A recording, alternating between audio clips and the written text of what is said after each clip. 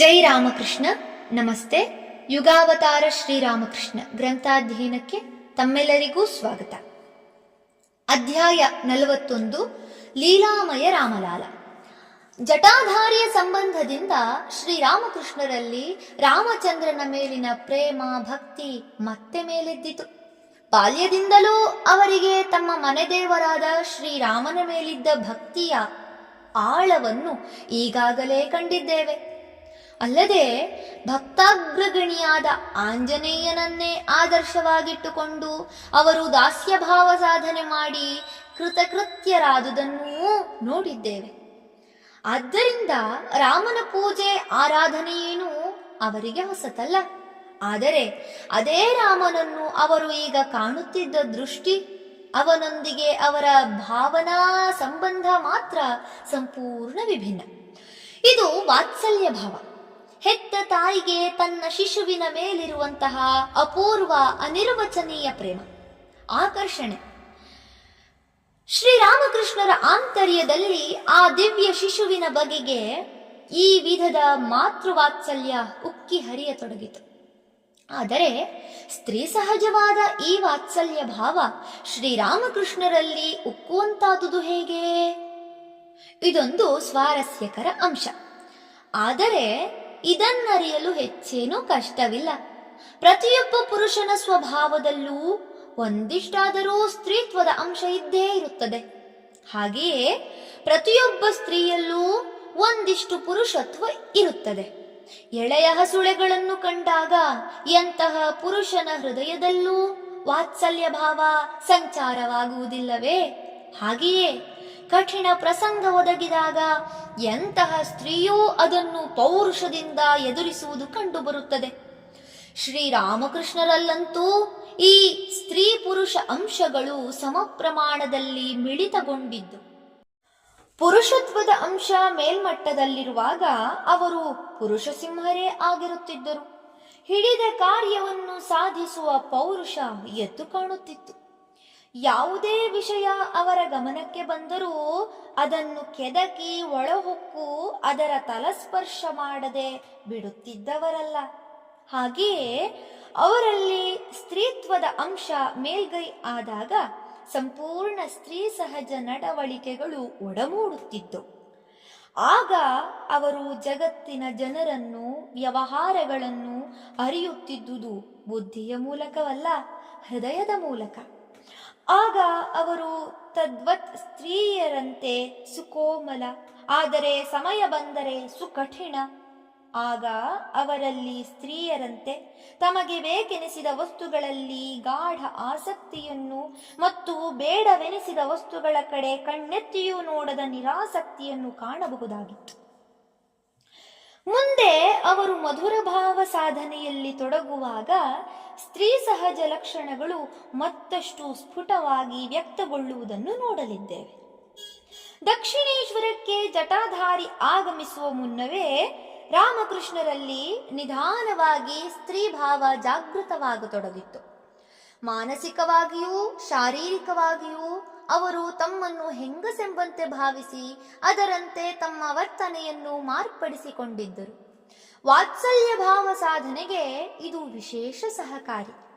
ಇಂತಹ ಸಾಧನೆಗೆ ಅವರು ತಮಗರಿವಿಲ್ಲದಂತೆಯೇ ಸಿದ್ಧರಾಗುತ್ತಿದ್ದರು.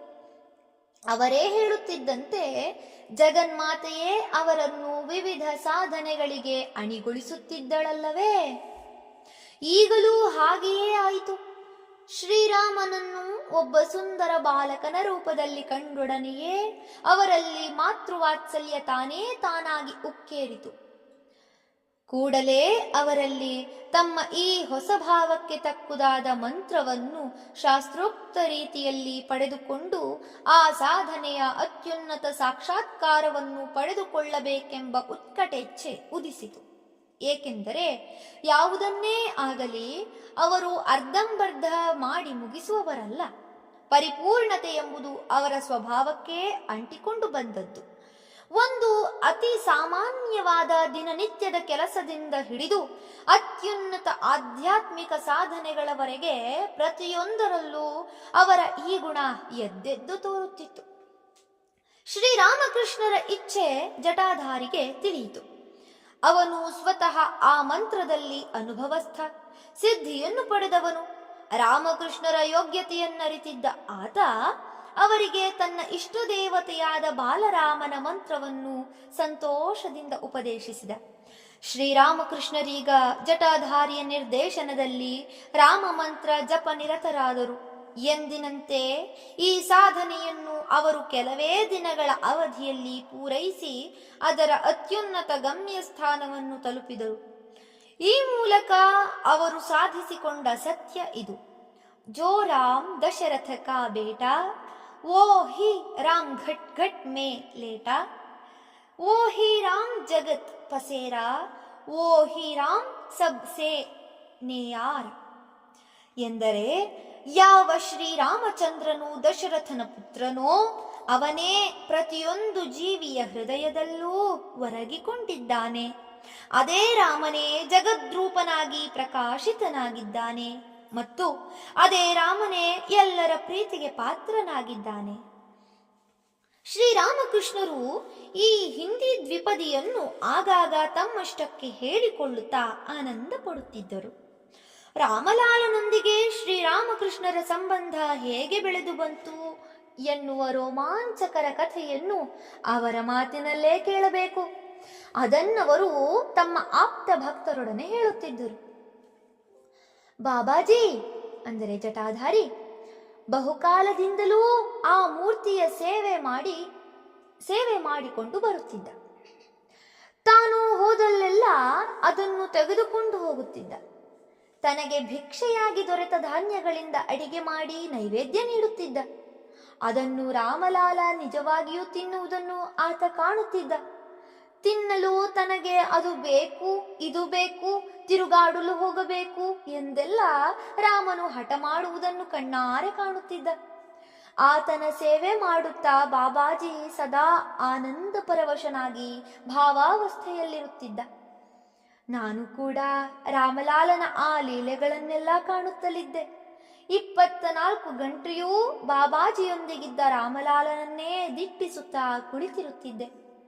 ದಿನಗಳು ಕಳೆದಂತೆಲ್ಲ ರಾಮಲಾಲ ನನ್ನನ್ನು ಹೆಚ್ಚೆಚ್ಚು ಪ್ರೀತಿಸಲಾರಂಭಿಸಿದ. ನಾನು ಬಾಬನೊಂದಿಗಿರುವಷ್ಟು ಹೊತ್ತು ರಾಮಲಾಲ ಖುಷಿಯಾಗಿ ಆಟವಾಡಿಕೊಂಡಿರುತ್ತಿದ್ದ. ಆದರೆ ನಾನು ಅಲ್ಲಿಂದ ಹೊರಟು ನನ್ನ ಕೋಣೆಗೆ ಬಂದೆನೆಂದರೆ ಅವನು ನನ್ನ ಹಿಂದೆಯೇ ಬಂದು ಬಿಡುತ್ತಿದ್ದ. ನಾನವನಿಗೆ ನನ್ನ ಕೋಣೆಗೆ ಬರಬಾರದೆಂದು ಹೇಳಿದರೂ ಅವನು ಒಳಗೆ ಬಂದೇ ಬಿಡುತ್ತಿದ್ದ. ಬಾಬಾಜಿಯೊಂದಿಗೆ ಇರುತ್ತಲೇ ಇರಲಿಲ್ಲ. ನಾನು ಮೊದಮೊದಲು ಇದೆಲ್ಲೋ ನನ್ನ ಮನಸ್ಸಿನ ಭ್ರಮೆ ಎಂದು ಭಾವಿಸಿದೆ. ಅಲ್ಲದೆ ಮತ್ತೇನು, ರಾಮಲಾಲ ಅಷ್ಟು ವರ್ಷಗಳಿಂದಲೂ ತನ್ನನ್ನು ಅಷ್ಟೊಂದು ಅಕ್ಕರೆಯಿಂದ ಸಲುಹಿದ ಬಾಬನಿಗಿಂತ ಹೆಚ್ಚಾಗಿ ನನ್ನನ್ನು ಪ್ರೀತಿಸುವುದೆಂದರೆ ಎಲ್ಲಾದರೂ ಸಾಧ್ಯವೇ? ಖಂಡಿತ ಇಲ್ಲ ಎಂದು ಭಾವಿಸಿದೆ. ಆದರೆ ಸುಮ್ಮನೆ ಭಾವಿಸುವುದೆಂದರೆ ಏನಾಯಿತು? ನಾನು ಅದನ್ನೆಲ್ಲ ಕಣ್ಣಾರೆ ಕಾಣುತ್ತಿದ್ದೆನಲ್ಲ, ಈಗ ನಿಮ್ಮನ್ನು ಕಾಣುತ್ತಿರುವಂತೆಯೇ. ರಾಮಲಾಲ ಕುಣಿಯುತ್ತಾ ನನ್ನ ಹಿಂದೆ ಮುಂದೆ ಸುತ್ತುತ್ತಾ ನನ್ನೊಡನೆಯೇ ಬರುತ್ತಿದ್ದ. ಕೆಲವು ಸಲ ನನ್ನನ್ನು ಎತ್ತಿಕೋ ಎಂದು ಹಠ ಮಾಡುತ್ತಿದ್ದ. ಎತ್ತಿ ಮಡಿಲ ಮೇಲೆ ಕುಳ್ಳಿರಿಸಿಕೊಂಡರೋ 1 ನಿಮಿಷವೂ ಅಲ್ಲಿರುವವನಲ್ಲ. ಇಳಿದು ಎಲ್ಲಿಗೋ ಓಡುತ್ತಿದ್ದ. ಬೇಡವೋ ಎಂದರೂ ಹೂ ಕೊಯ್ಯಲು ಮುಳ್ಳಿನ ಪೊದೆಗಳಿಗೆ ಹೋಗುತ್ತಿದ್ದ. ಗಂಗೆಯಲ್ಲಿಳಿದು ನೀರಾಟಕ್ಕೆ ತೊಡಗುತ್ತಿದ್ದ. ಮಗು, ಬೇಡಪ್ಪ, ಬಿಸಿಲಿನಲ್ಲಿ ಓಡಾಡಿದರೆ ಕಾಲಿನಲ್ಲಿ ಬೊಕ್ಕೆ ಏಳುತ್ತದೆ. ನೀರಿನಲ್ಲಿ ಅಷ್ಟು ಹೊತ್ತು ಇರಬೇಡ, ನೆಗಡಿ ಜ್ವರ ಹಿಡಿದುಕೊಳ್ಳುತ್ತದೆ ಎಂದು ಮತ್ತೆ ಮತ್ತೆ ಹೇಳುತ್ತಿದ್ದೆ. ಆದರೆ ನಾನು ಎಷ್ಟು ಹೇಳಿದರೂ ಕೇಳಿಸಿಕೊಳ್ಳುತ್ತಲೇ ಇರಲಿಲ್ಲ. ನಾನು ಹೇಳುತ್ತಿರುವುದು ಬೇರೆ ಯಾರಿಗೋ ಎಂಬಂತೆ ನಿರ್ಲಕ್ಷ್ಯದಿಂದ ತನ್ನ ಪಾಡಿಗೆ ತುಂಟಾಟವನ್ನು ಮುಂದುವರಿಸುತ್ತಿದ್ದ. ಒಮ್ಮೊಮ್ಮೆ ಕಮಲದಳಗಳಂತಿದ್ದ ತನ್ನ ಸುಂದರ ಕಂಗಳಿಂದ ನನ್ನತ್ತ ನೋಡುತ್ತಾ ಹಲ್ಲು ಕಿರಿಯುತ್ತಿದ್ದ. ಇಲ್ಲವೇ ಬೇಕೆಂದೇ ಮತ್ತಷ್ಟು ತುಂಟಾಟ ಮಾಡುತ್ತಿದ್ದ. ತುಟಿಗಳನ್ನು ಉಬ್ಬಿಸಿಕೊಂಡು ಮುಖವನ್ನು ಸೊಟ್ಟಗೆ ಮಾಡಿಕೊಂಡು ಪರಿಹಾಸ್ಯ ಮಾಡುತ್ತಿದ್ದ. ಆಗ ನಾನು ನಿಜವಾಗಿಯೂ ಸಿಟ್ಟಿಗೆದ್ದು, ಎಲಾ ಫಟಿಂಗ, ತಾಳು, ಇವತ್ತು ನಿನಗೆ ಸರಿಯಾಗಿ ಕೊಡುತ್ತೇನೆ ಕಜ್ಜಾಯ ಎಂದು ಬೈದು ಅವನನ್ನು ಬಿಸಿಲಿನಿಂದ ಇಲ್ಲವೇ ನೀರಿನಿಂದ ಎಳೆದು ತರುತ್ತಿದ್ದೆ. ಯಾವುದಾದರೂ ಆಟಿಕೆಯನ್ನೋ ಮತ್ತೊಂದನ್ನೋ ಕೊಟ್ಟು ಸಂತೈಸಿ ಮನೆಯೊಳಗೆ ಆಡಿಕೊಳ್ಳಲು ಹೇಳುತ್ತಿದ್ದೆ. ಆದರೆ ಕಡೆಗೂ ತುಂಟಾಟವನ್ನು ತಡೆಯುವುದು ಸಾಧ್ಯವೇ ಆಗದಿದ್ದಾಗ ಒಂದೆರಡು ಪೆಟ್ಟನ್ನು ಕೊಡುತ್ತಿದ್ದೆ. ಆಗ ಅವನು ತನ್ನ ಸುಂದರವಾದ ಆ ತುಟಿಗಳನ್ನು ಉಬ್ಬಿಸಿಕೊಂಡು ಬಿಕ್ಕಿ ಬಿಕ್ಕಿ ಅಳುತ್ತಾ ಕಂಬನಿ ದುಂಬಿದ ಕಣ್ಣುಗಳಿಂದ ನನ್ನ ತಲೆ ದಿಟ್ಟಿಸುತ್ತಿದ್ದ. ಅವನು ಅಳುವುದನ್ನು ಕಂಡಾಗ ಮಾತ್ರ ನನ್ನಲ್ಲಿ ಅಸಹನೀಯ ಯಾತನೆಯಾಗುತ್ತಿತ್ತು. ತಕ್ಷಣ ಅವನನ್ನು ಬಿಗಿದಪ್ಪಿ ತೊಡೆಯ ಮೇಲೆ ಕುಳ್ಳಿರಿಸಿಕೊಂಡು ಮುದ್ದು ಮಾಡುತ್ತಿದ್ದೆ. ನಾನು ನಿಜಕ್ಕೂ ಇದನ್ನೆಲ್ಲ ಕಂಡೆ, ಹೀಗೆಲ್ಲ ಮಾಡಿದೆ. ಒಂದು ದಿನ ನಾನು ಸ್ನಾನಕ್ಕೆ ಹೊರಟಿದ್ದೆ. ಆಗ ಅವನು ನಾನೂ ಬರುತ್ತೇನೆ ಎಂದು ಮೊಂಡು ಹಿಡಿದ. ಸರಿ, ಮತ್ತೇನು ಮಾಡುವುದು, ಕರೆದುಕೊಂಡು ಹೋದೆ. ಆದರೆ ನೀರಿಗಿಳಿದವನು ಈಚೆಗೆ ಬರಲಲ್ಲ. ನಾನೆಷ್ಟೆಷ್ಟು ಕರೆದರೂ ಕೇಳಿಸದಂತವನಿದ್ದು ಬಿಟ್ಟ. ಕಡೆಗೆ ನನಗೆ ರೇಗೆ ಹೋಯಿತು. ಅವನ ತಲೆಯನ್ನು ನೀರಿನಲ್ಲಿ ಅಮುಕಿ ಹಿಡಿದು, ಸರಿ ತುಂಟ, ಈಗ ನೀರಿನಲ್ಲಿ ಎಷ್ಟು ಹೊತ್ತು ಬೇಕಾದರೂ ಇರು ಎಂದೆ. ಆದರೆ ಮರುಕ್ಷಣವೇ ಅವನು ನೀರಿನಲ್ಲಿ ತೇಕುತ್ತಾ ಒದ್ದಾಡುವುದನ್ನು ಕಂಡು ಅಯ್ಯೋ ಎಂಥ ಅನ್ಯಾಯ ಮಾಡಿದೆ ಎಂದು ನನ್ನನ್ನೇ ಬೈದುಕೊಳ್ಳುತ್ತಾ ಅವನನ್ನು ನೀರಿನಿಂದೆತ್ತಿ ಅಪ್ಪಿಕೊಂಡೆ. ಮತ್ತೊಂದು ದಿನವಂತೂ ರಾಮಲಾಲನ ವಿಷಯದಲ್ಲಿ ನನಗೆ ಎಷ್ಟು ಸಂಕಟವಾಯಿತು, ಅದೆಷ್ಟು ಅತ್ತೆ ಎಂದು ಹೇಳಲೇ ಸಾಧ್ಯವಿಲ್ಲ. ಅಂದು ಅವನು ತಿನ್ನಲು ಏನಾದರೂ ಕೊಡು ಎಂದು ಒಂದೇ ಸಮನೆ ಪೀಡಿಸುತ್ತಿದ್ದ. ಕಡೆಗೆ ಅವನನ್ನು ಸುಮ್ಮನಾಗಿಸಲು ಒಂದಿಷ್ಟು ಅರಳು ಕೊಟ್ಟೆ. ಆದರೆ ಅದರಲ್ಲಿ ಭತ್ತದ ಸಿಪ್ಪೆ ಇನ್ನೂ ಸ್ವಲ್ಪ ಉಳಿದಿತ್ತೆಂದು ಕಾಣುತ್ತದೆ. ಆಮೇಲೆ ನೋಡುತ್ತೇನೆ, ಆ ಸಿಪ್ಪೆ ಚುಚ್ಚಿ ಅವನ ಎಳಸಾದ ನಾಲಿಗೆ ಸೀಳಿ ರಕ್ತ ಬರುತ್ತಿದೆ. ಅಯ್ಯೋ, ಆಗ ನನಗೆ ಅದೆಷ್ಟು ಸಂಕಟವಾಯಿತು ಅಂತ. ಅವನನ್ನು ಮಡಿಲಲ್ಲಿ ಕುಳ್ಳಿರಿಸಿಕೊಂಡು ಗಟ್ಟಿಯಾಗಿ ಹತ್ತು ಬಿಟ್ಟೆ. ಅವನ ಗಲ್ಲ ಹಿಡಿದುಕೊಂಡು ಅಯ್ಯೋ ನಾನೆಂಥ ಮೂರ್ಖ, ಒರಟನಂತೆ ವರ್ತಿಸಿಬಿಟ್ಟೆನಲ್ಲ, ಎಲ್ಲಿ ಈ ಮೃದುವಾದ ಬಾಯಿಗೆ ನೋವಾದೀತೋ ಎಂದು ನಿನ್ನ ತಾಯಿ ಕೌಸಲ್ಯಾದೇವಿ ಹಾಲಿನ ಕೆನೆ ಬೆಣ್ಣೆಯನ್ನೂ ಕೂಡ ಎಷ್ಟು ಎಚ್ಚರದಿಂದ ತಿನ್ನಿಸುತ್ತಿದ್ದಳು. ಅಂತಹ ಬಾಯಿಗೆ ದೌರ್ಭಾಗ್ಯವಂತನಾದ ನಾನು ನಾಚಿಕೆ ಇಲ್ಲದೆ ಇಂತಹ ದರಿದ್ರ ಪದಾರ್ಥವನ್ನು ತಿನ್ನಿಸಿದೆನಲ್ಲ ಎಂದು ಗೋಳಾಡಿದೆ. ಹೀಗೆ ತಮ್ಮ ಶಿಷ್ಯರೆದುರು ಹೇಳುತ್ತಲೇ ಶ್ರೀರಾಮಕೃಷ್ಣರಿಗೆ ತಮ್ಮ ಅಂದಿನ ದುಃಖ ಮರುಕಳಿಸಿತು. ಅದನ್ನು ತಾಳಲಾರದೆ ಎಲ್ಲರೆದುರಿನಲ್ಲೇ ಕಣ್ಣೀರ್ಗರೆಯುತ್ತಾ ಅತ್ತು ಬಿಟ್ಟರು. ಈ ಪರಮಾದ್ಭುತ ವೃತ್ತಾಂತವನ್ನು ಕೇಳಿ ಅಂದಿನ ಆ ದಿವ್ಯ ದೃಶ್ಯವನ್ನು ಈಗ ಕಣ್ಣೆದುರಿಗೇ ಕಾಣುತ್ತಿದ್ದೇವೆಯೋ ಎಂಬಂತೆ ಅಲ್ಲಿದ್ದ ಭಕ್ತರೆಲ್ಲ ಸ್ತಂಭೀಭೂತರಾದರು. ಅವರ ಕಂಗಳಲ್ಲಿಯೂ ಅಶ್ರುಧಾರೆ ಒಸರಿತು. ಆದರೆ ಇಂತಹ ಅತಿಮಾನುಷ ವ್ಯಾಪಾರದ ಬಗ್ಗೆ ಕೇಳಿದಾಗ ನಮ್ಮಂಥವರಲ್ಲಿ ಏಳುವ ಭಾವನೆಯಾದರೂ ಎಂಥದು? ಸಾಧಾರಣ ಮಾನವರು ಇದನ್ನು ಎಷ್ಟರ ಮಟ್ಟಿಗೆ ಅರ್ಥ ಮಾಡಿಕೊಂಡಾರು? ಶ್ರೀರಾಮಕೃಷ್ಣರ ಬಾಯಿಂದ ಈ ವೃತ್ತಾಂತವೆಲ್ಲ ನೇರವಾಗಿ ಆಲಿಸಿದ ಭಾಗ್ಯವಂತರಲ್ಲಿ ಅವರ ನೇರ ಶಿಷ್ಯರಲ್ಲೊಬ್ಬರಾದ ಸ್ವಾಮಿ ಶಾರದಾನಂದರೂ ಇದ್ದರು. ಶ್ರೀರಾಮಕೃಷ್ಣ ಲೀಲಾ ಪ್ರಸಂಗ ಎಂಬ ಚರಿತ್ರಾರ್ಹ ಮೇರು ಕೃತಿಯಲ್ಲಿ ಅವರು ತಮ್ಮನ್ನು ಕೂಡ ಸಾಮಾನ್ಯ ಮರ್ತ್ಯರಲ್ಲಿ ಒಬ್ಬನಂತೆ ಭಾವಿಸಿ ಹೀಗೆ ಬರೆಯುತ್ತಾರೆ. ರಾಮಲಾಲನ ಬಗ್ಗೆ ಇಂತಹ ವಿಷಯಗಳನ್ನೆಲ್ಲ ಕೇಳಿದ ನಾವು, ಮಾಯೆಯ ಕಾರಾಗೃಹದಲ್ಲಿ ಬಂಧಿಸಲ್ಪಟ್ಟ ನಾವು ದಂಗು ಬಡಿದು ಕುಳಿತು ಬಿಟ್ಟೆವು. ನಮಗೂ ಈ ವಿಗ್ರಹದಲ್ಲಿ ಅವನೇನಾದರೂ ಜೀವಂತನಾಗಿ ಕಂಡಾನೆಯೇ ಎಂದು ಬೆರಗುಗಣ್ಣಿನಿಂದ ಅದನ್ನೇ ದಿಟ್ಟಿಸಿದೆವು. ಆದರೆ ಅಯ್ಯೋ, ನಮಗಲ್ಲಿ ತಣ್ಣನೆಯ ಲೋಹವಲ್ಲದೆ ಮತ್ತಿನ್ನೇನೂ ಕಾಣಲಿಲ್ಲ. ಅದು ಹೇಗೆ ತಾನೇ ಕಾಣಬೇಕು? ಅವನ ಬಗ್ಗೆ ಶ್ರೀರಾಮಕೃಷ್ಣರಿಗಿದ್ದ ಉತ್ಕಟ ಪ್ರೇಮ ನಮ್ಮಲ್ಲೆಲ್ಲಿತ್ತು? ಜೀವಂತ ರಾಮಲಾಲನನ್ನು ನಮ್ಮ ಒಳಗೂ ಹೊರಗೂ ಕಾಣಲು ಯಾವ ಪ್ರೇಮದ ದೃಷ್ಟಿ ಅವಶ್ಯವೋ ಅದನ್ನು ಶ್ರೀರಾಮಕೃಷ್ಣರು ಪಡೆದಿದ್ದರು. ಆದರೆ ನಮ್ಮಲ್ಲಿ ಆ ಪ್ರೇಮ ಅಷ್ಟರ ಮಟ್ಟಿಗೆ ಬಲಿತಿರಲಿಲ್ಲ. ನಮಗೆ ಕಾಣುವುದು ಆ ಪುಟ್ಟ ವಿಗ್ರಹವೊಂದೇ.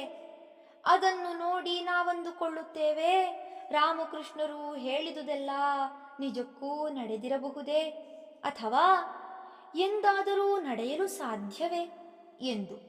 ಆಧ್ಯಾತ್ಮಿಕ ಪ್ರಪಂಚದ ಎಲ್ಲ ವಿಷಯಗಳಲ್ಲೂ ನಮ್ಮದು ಇದೇ ಕಥೆ. ಅಪನಂಬಿಕೆಯ ಹೊರೆಯನ್ನೇ ತಲೆಯ ಮೇಲೆ ಹೊತ್ತು ಕುಳಿತಿದ್ದೇವೆ. ರಾಮಲಾಲನ ಲೀಲೆಯನ್ನು ಶ್ರೀರಾಮಕೃಷ್ಣರು ಮತ್ತೆ ಹೀಗೆ ಬಣ್ಣಿಸುತ್ತಾರೆ. ಕೆಲವು ದಿನ ಬಾಬಾಜಿ ಅಡಿಗೆ ಮಾಡಿ ರಾಮಲಾಲನಿಗೆ ನೈವೇದ್ಯ ನೀಡೋಣವೆಂದು ನೋಡಿದರೆ ಅವನ ಪತ್ತೆಯೇ ಇರುತ್ತಿರಲಿಲ್ಲ.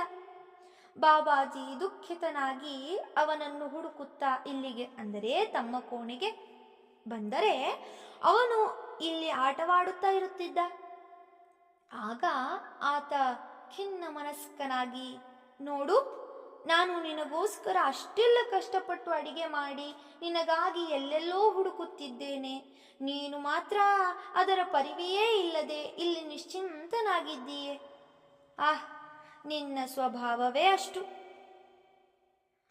ನಿನಗೆ ಕಿಂಚಿತ್ತೂ ದಯೆಯಾಗಲಿ ಪ್ರೀತಿಯಾಗಲಿ ಇಲ್ಲ. ತಂದೆ ತಾಯಂದಿರನ್ನೇ ಬಿಟ್ಟು ಕಾಡಿಗೆ ಹೋದವನಲ್ಲವೇ ನೀನು? ಪಾಪ, ನಿನ್ನ ತಂದೆ ನಿನಗಾಗಿ ಹತ್ತು ಪ್ರಾಣವನ್ನೇ ಬಿಟ್ಟ. ಅವನಿಗೊಮ್ಮೆ ಕಾಣಿಸಿಕೊಳ್ಳಲು ಕೂಡ ಹಿಂದಿರುಗದಿದ್ದವನು ನೀನು ಎಂದು ದೂಷಿಸಿ ಅವನನ್ನು ಎಳೆದುಕೊಂಡು ಹೋಗಿ ಊಟ ತಿನ್ನಿಸುತ್ತಿದ್ದ. ಎಷ್ಟೋ ದಿನ ಇದು ಹೀಗೆಯೇ ನಡೆಯಿತು. ಆ ಸಾಧು ಇಲ್ಲಿ ಬಹಳ ಕಾಲ ಇದ್ದ. ಏಕೆಂದರೆ ರಾಮಲಾಲ ನನ್ನನ್ನು ಬಿಟ್ಟು ಹೋಗಲು ಇಷ್ಟಪಡಲಿಲ್ಲ. ಅವನನ್ನು ಬಿಟ್ಟು ಸಾಧು ಹೇಗೆ ತಾನೇ ಹೋದಾನು? ಕಡೆಗೊಂದು ದಿನ ಬಾಬಾಜಿ ಅಶ್ರು ನಯನನಾಗಿ ನನ್ನಲ್ಲಿಗೆ ಬಂದು ನುಡಿದ, ನಾನಿನ್ನು ಹೊರಟೆನಪ್ಪ. ರಾಮಲಾಲ ನನ್ನ ಮೇಲೆ ಕೃಪೆ ಮಾಡಿ ನನ್ನ ಮನದ ಇಚ್ಛೆಯ ಪ್ರಕಾರವೇ ದರ್ಶನ ನೀಡಿದ್ದಾನೆ. ತನ್ಮೂಲಕ ನನ್ನ ಜೀವಿತದ ಉದ್ದೇಶವನ್ನು ಈಡೇರಿಸಿದ್ದಾನೆ. ಅವನು ಇಲ್ಲಿಂದ ಇನ್ನೆಲ್ಲಿಗೂ ಬರುವುದಿಲ್ಲವೆಂದು ಹೇಳಿಬಿಟ್ಟ. ಅವನಿಗೆ ನಿಮ್ಮನ್ನು ಬಿಟ್ಟು ಇರಲು ಮನಸ್ಸಿಲ್ಲ. ಆದರೆ ಈಗ ನನ್ನ ಮನಸ್ಸಂತೂ ದುಃಖ ದುಗುಡಗಳಿಂದ ಮುಕ್ತವಾಗಿದೆ. ಏಕೆಂದರೆ ಅವನು ನಿಮ್ಮೊಂದಿಗೆ ಆಟವಾಡುತ್ತಾ ಸದಾ ಸಂತೋಷದಿಂದಿದ್ದಾನೆ. ಅದನ್ನು ಕಂಡೇ ನನಗೀಗ ಅತ್ಯಾನಂದವಾಗುತ್ತಿದೆ. ಈಗ ನಾನು ಎಂತಹ ಸ್ಥಿತಿಯಲ್ಲಿದ್ದೇನೆಂದರೆ ಅವನ ಸುಖವೇ ನನ್ನ ಸುಖವೆಂಬಂತೆ ತೋರುತ್ತಿದೆ. ಆದ್ದರಿಂದ ನಾನೀಗ ಅವನನ್ನು ನಿಮ್ಮ ಬಳಿ ಬಿಟ್ಟು ಬೇರೆಡೆಗೆ ಹೋಗಬಲ್ಲೆ. ಅವನು ನಿಮ್ಮೊಂದಿಗೆ ಸಂತೋಷದಿಂದಿದ್ದಾನೆಂದು ಅರಿತು ನಾನು ಕೂಡ ಸಂತೋಷದಿಂದಿರುತ್ತೇನೆ. ಹೀಗೆ ಹೇಳಿದ ಬಾಬಾಜಿ ರಾಮಲಾಲನನ್ನು ನನಗೊಪ್ಪಿಸಿ ಹೊರಟು ಹೋದ. ಅಂದಿನಿಂದ ರಾಮಲಾಲ ಇಲ್ಲಿಯೇ ಇದ್ದಾನೆ. ತನಗೆ ಪ್ರಾಣ ಸಮನಾಗಿದ್ದ ರಾಮಲಾಲನನ್ನು ಜಟಾಧಾರಿ ಶ್ರೀರಾಮಕೃಷ್ಣರಿಗೆ ಕೊಟ್ಟು ಬಿಟ್ಟನಲ್ಲ. ಅಲ್ಲದೆ ಅದರಿಂದಾಗಿ ತನಗೆ ಸ್ವಲ್ಪವೂ ದುಃಖವಾಗಲಿ ಸಂಕಟವಾಗಲಿ ಇಲ್ಲವೆಂದು ಹೇಳಿದನಲ್ಲ. ಹಾಗೆ ಕೊಟ್ಟು ಬಿಡಲು ಅವನಿಗೆ ಮನಸ್ಸಾದರೂ ಹೇಗೆ ಬಂದಿರಬಹುದು? ಅಥವಾ ಅವನ ಅಂತರಾಳದೊಳಗೆ ಒಂದಿನಿತು ಕೊರಗು ಇದ್ದಿರಬಹುದೇ ಎಂಬ ಪ್ರಶ್ನೆಗಳು ನಮ್ಮಲ್ಲೇಳಬಹುದು. ಇದಕ್ಕೆ ಉತ್ತರ ಸ್ಪಷ್ಟವಾಗಿಯೇ ಇದೆ. ಇವನು ನನಗಿಂತ ಹೆಚ್ಚಾಗಿ ಈ ರಾಮಕೃಷ್ಣರನ್ನು ಪ್ರೀತಿಸುತ್ತಿದ್ದಾನಲ್ಲ ಎಂದು ಸಂಕಟ ಪಡುತ್ತಾ ಅವನು ರಾಮಲಾಲನನ್ನು ಬಿಟ್ಟು ಹೋದದ್ದಲ್ಲ. ನಿಜಕ್ಕೂ ಅವನ ಮನಸ್ಸೀಗ ಸುಖ ದುಃಖಗಳ ಹಂತವನ್ನು ಮೀರಿ ಬಹುದೂರ ಸಾಗಿತ್ತು. ಶ್ರೀರಾಮಕೃಷ್ಣರ ದಿವ್ಯ ಸಹವಾಸದಲ್ಲಿ ಅವನು ಸ್ವಾರ್ಥಗಂಧರಹಿತವಾದ ಪರಮ ಪರಿಶುದ್ಧ ಪ್ರೇಮವನ್ನು ಆಸ್ವಾದಿಸಿದ್ದ ಮತ್ತು ಅದರ ಪರಿಣಾಮವಾಗಿ ತಾನಿನ್ನೂ ತನ್ನ ಪ್ರಿಯತಮ ರಾಮಲಾಲನಿಂದ ಮತ್ತೆಂದೂ ಅಗಲುವ ಭಯವಿಲ್ಲವೆಂದು ಅವನಿಗೆ ತಿಳಿಯಿತು. ಪರಿಶುದ್ಧ ಪ್ರೇಮದ ಮೂರ್ತ ರೂಪವಾದ ತನ್ನ ರಾಮಲಾಲ ಸದಾ ತನ್ನೊಡನೆಯೇ ಇರುತ್ತಾನೆ ಮತ್ತು ಬೇಕೆನಿಸಿದಾಗಲೆಲ್ಲ ತನಗೆ ದರ್ಶನ ನೀಡುತ್ತಾನೆ ಎಂಬುದು ಅವನ ಮನಸ್ಸಿಗೆ ಸ್ಥಿರವಾಯಿತು. ಆದ್ದರಿಂದಲೇ ಜಟಾಧಾರಿ ತನಗೆ ಪ್ರಾಣಪ್ರಿಯನಾದ ರಾಮಲಾಲನನ್ನು ನಿಶ್ಚಿಂತೆಯಿಂದ ಬಿಟ್ಟು ಹೋದನೆಂಬುದು ನಿಸ್ಸಂಶಯ. ಧನ್ಯವಾದಗಳು. ಇಂದಿಗೆ ಅಧ್ಯಾಯ 41 ಸಂಪೂರ್ಣವಾಯಿತು. ಮುಂದಿನ ಸಂಚಿಕೆಯಲ್ಲಿ ಹೊಸ ಅಧ್ಯಾಯವನ್ನು ಪ್ರಾರಂಭಿಸೋಣ. ಓಂ ಶಾಂತಿ ಶಾಂತಿ ಶಾಂತಿ. ಹರಿ ಓಂ ತತ್ಸತ್. ಶ್ರೀರಾಮಕೃಷ್ಣಾರ್ಪಣಮಸ್ತು. ಸರ್ವೇ ಜನಾ ಸುಖಿನೋ ಭವಂತು. ಜೈ ಶ್ರೀಮಾತಾ.